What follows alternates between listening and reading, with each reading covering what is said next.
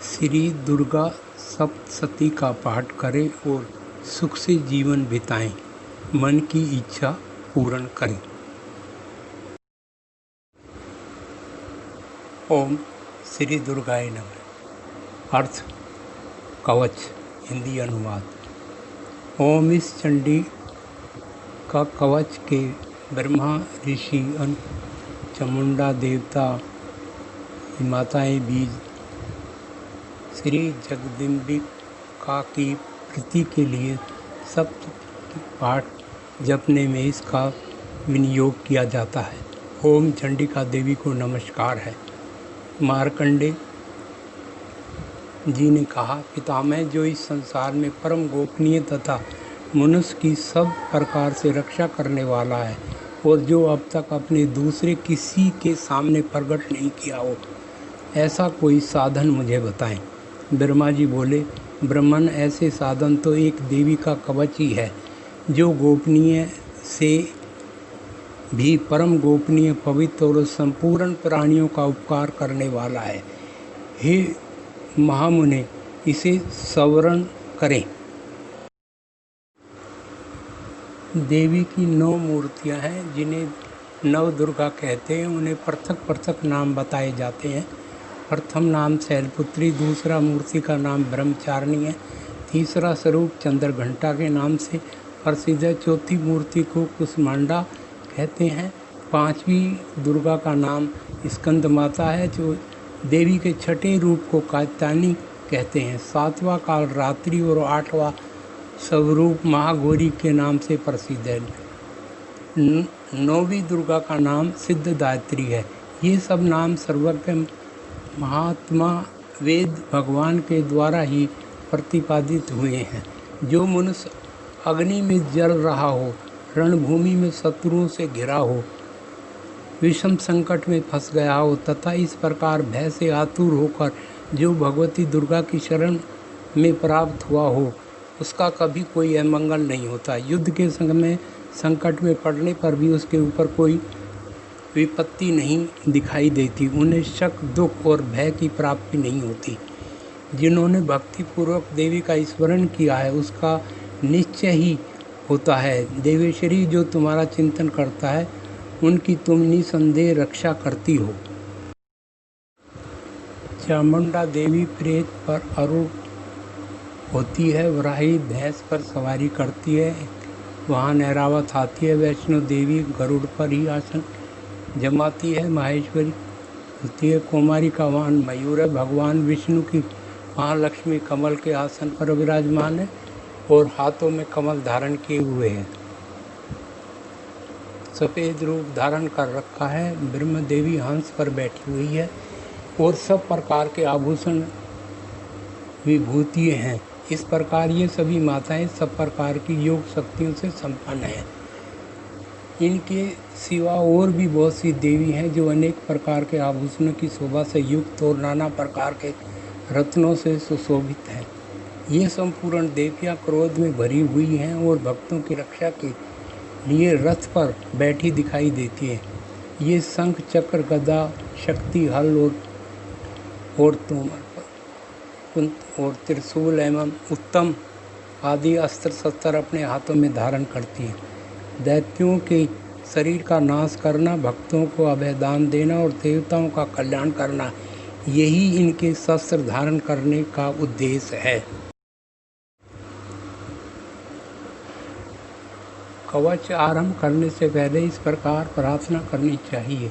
महान रुद्र रूप, अत्यंत घोर पराक्रमी, महाबल और महान देवी, तुम महान भय का नाश करने वाली हो, तुम्हें नमस्कार है। तुम्हारी ओर देखना भी कठिन है।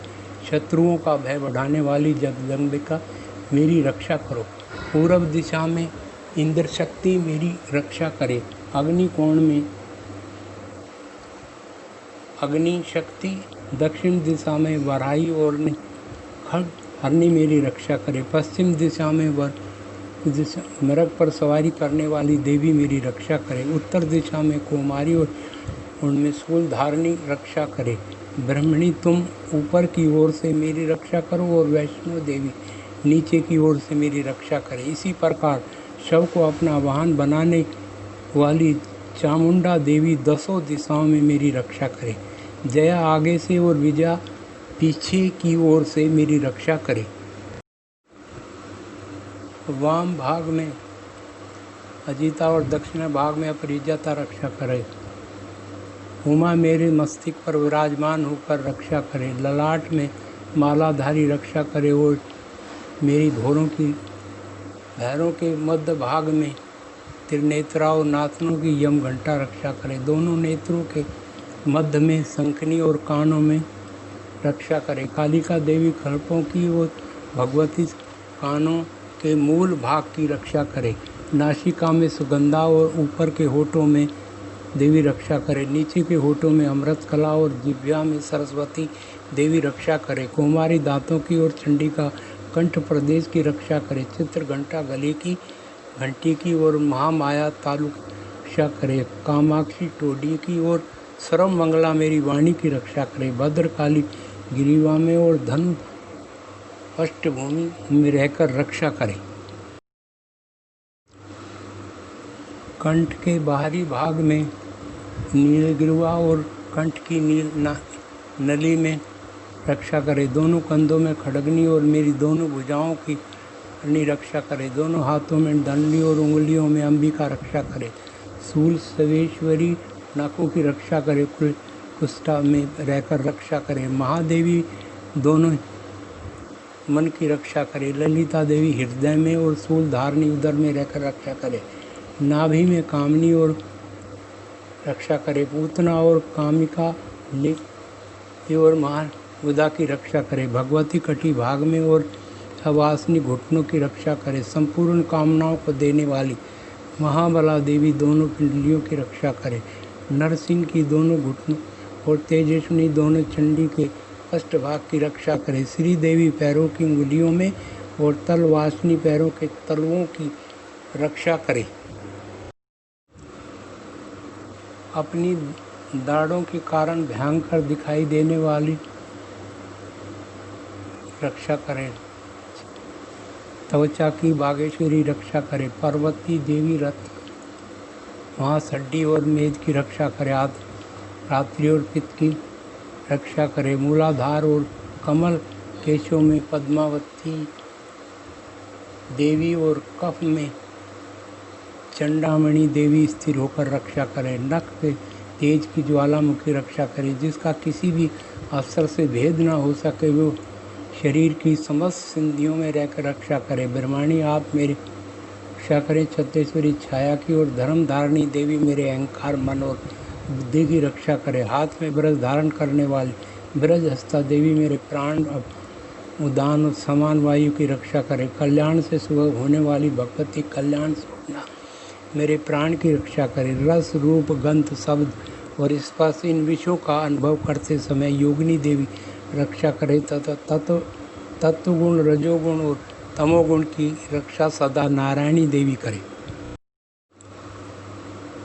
वराही आयु की रक्षा करे। वैष्णवी धर्म की रक्षा करे तथा धारण करने वाली देवी यश कीर्ति लक्ष्मी धन और विद्या की रक्षा करे।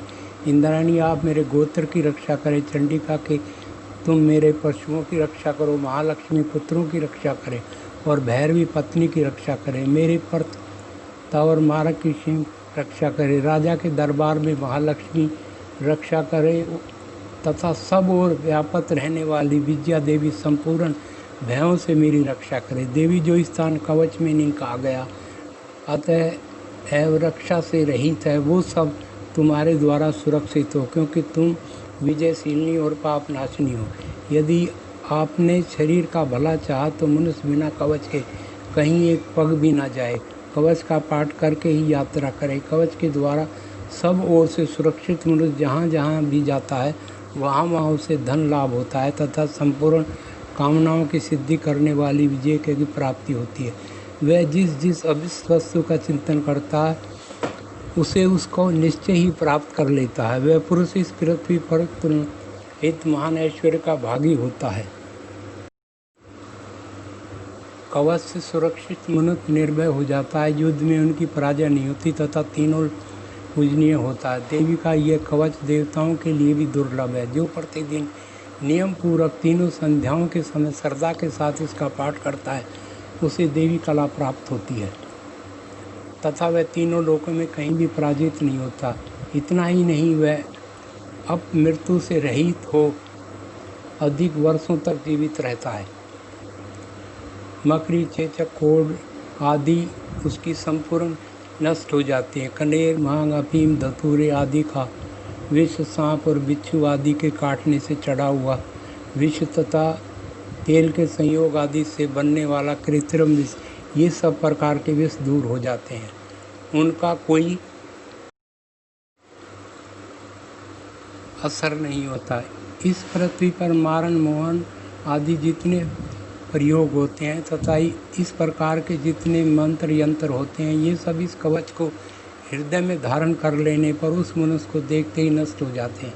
यही नहीं, पृथ्वी पर विचरण वाले ग्राम देवता, आकाशचारी देव, विशेष जल के संबंध से प्रकट होने वाले गण, उपदेश मात्र से सिद्ध होने वाले निम्न कोटि के देवता, अपने जन्म के साथ प्रकट होने वाले देवता, कुल देवता, माला, कंठी, डंकनी, शंखनी, विचार करने वाली अत्यंत बड़े भयानक डंकनियाँ, भूत, प्रेत, पिशाच, यक्ष, गंधर्व, राक्षस, ब्रह्म राक्षस, बेताल, कुसुम, भैरव आदि देवता भी हृदय में कवच धारण किए रहने पर उस मनुष्य को देखते ही भाग जाते हैं। कवचधारी पुरुष को राजा से सम्मान वृद्धि प्राप्त होती है।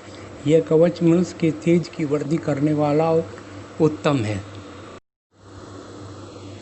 कवच का पाठ करने वाला पुरुष अपनी कीर्ति से भूतल पर अपने सुयश के साथ साथ वृद्धि को प्राप्त होता है। जो पहले कवच का पाठ करके इसके बाद पाठ करता है, उसकी जब तक वन, पर्वत और यह पृथ्वी टिकी रहती है, तब तक वह पुत्र पौत्र आदि तान परंपरा बनी रहती है। फिर देह का अंत होने पर वह पुरुष भगवती महामाया के प्रसाद से उस नित्य परम पद को प्राप्त होता है, जो देवताओं के लिए भी दुर्लभ है। ये सुंदर दिव्य रूप धारण करता है और कल्याण में शिव के साथ आनंद का भागी होता है।